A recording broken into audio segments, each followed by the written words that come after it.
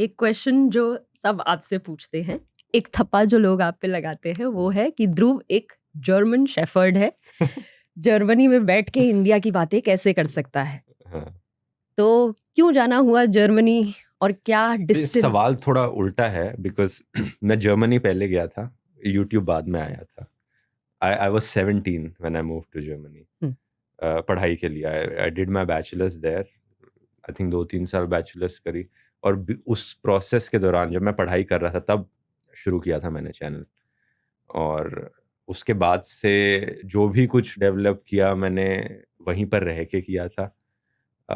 I spoke on things I was passionate about, and the question is कि उसके बाद भी मैंने वहाँ रहना क्यों चूज किया। And this is because of my partner, I would say, because it's not a decision that I alone can take. I need to see कि यूली की क्या ख्वाहिशें हैं, उन्हें वो कहाँ पे कंफर्टेबल है, कई सारी चीज़ें मैटर करती हैं। तो उससे मुझे याद आया, कुछ कंट्रोवर्शियल बोलूं? बोलो। वो तो बोल ही दो। ये जैसे जैसे मुझे ये लोग काफ़ी बार, इन्हें कुछ मिलता नहीं है मेरे खिलाफ बोलने को, तो जर्मन शेपर्ड करके मुझे बुलाते हैं ये। सबसे ज़्यादा अगर कोई डिज़र्व करता है वो फ्रेज़, तो आरएसएस वाले लोग हैं वो। क्योंकि आरएसएस की पूरी ऑर्गेनाइज़ेशन जर्मन्स और इटालियन से इतना ज़्यादा इंस्पायर्ड है कि आप यकीन नहीं करोगे।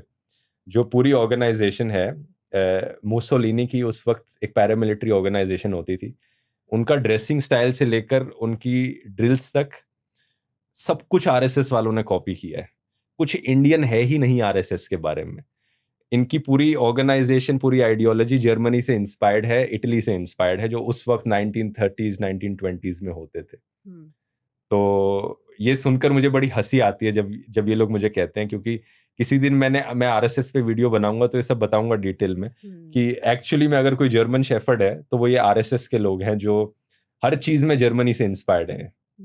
हिटलर से इनके गोलवल्कर ने तो अपनी किताब में खुद लिखा हुआ है कि ये हिटलर से कितना इंस्पायर्ड फील करते हैं। डू यू थिंक ये जो डिस्टेंस है, फिजिकल डिस्टेंस, वो आपको एक एम्पावरमेंट भी देता है in picking up certain topics and issues in your videos?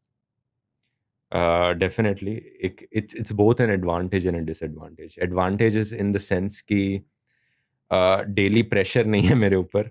And अगर मैं इंडिया में रहता, आई ऑल्सो सी कि लोग कितना मुझसे मिलते हैं, मुझे हाइप अप करते हैं।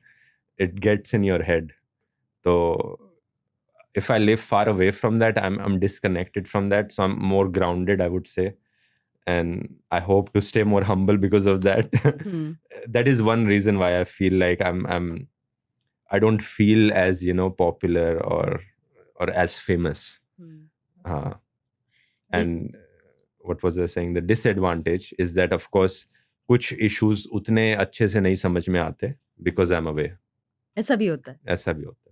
जैसे क्या कोई एग्जाम्पल होगा कि कोई इशू जो क्रिएटर जर्मनी में रह के नहीं समझ सकता अबाउट इंडिया? आई मीन मेरी टीम पूरी इंडिया में है, तो मैं उनसे ऑफ कोर्स डिस्कस करता हूँ। वो इंडिया में रहते हैं, तो कई बार डिस्कस करते करते ऐसे पॉइंट्स आते हैं जिसमें मैं थोड़ा सा सरप्राइज होता हूँ कि मैंने तो न्यूज़ में ये पढ़ा था लेकिन एक्चुअली में ऐसा है।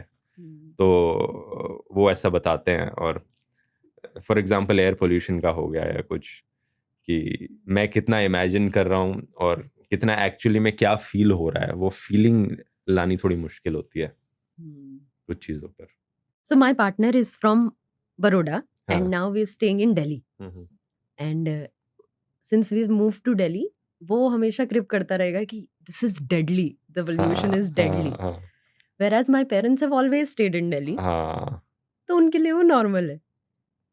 So I'm sure that is also a kind of attitude that you might be experiencing. But it's also really gives you a different perspective also, because मैंने अपने पेरेंट्स के घर में, वो भी दिल्ली में ही रहते हैं, तो अपने पेरेंट्स के घर में जाके वही एयर क्वालिटी मॉनिटर लगाया जो मैं खुद अपने घर में यहाँ यूज़ कर रहा हूँ। और तो वो मुझे कहते हैं तो हवा साफ़ है आज तो बड़ा साफ़ मौसम है। और मैंने कहा ये तो PM 2.5 80 पे दिखा रहा है। 80 तो सीधा रेड कैटेगरी में, anything above 20 is like red. It's 4 times worse than it should be actually. And they're like, नहीं आज तो हवा साफ़ है, ये तो ऐसे ही दिखाता रहता है।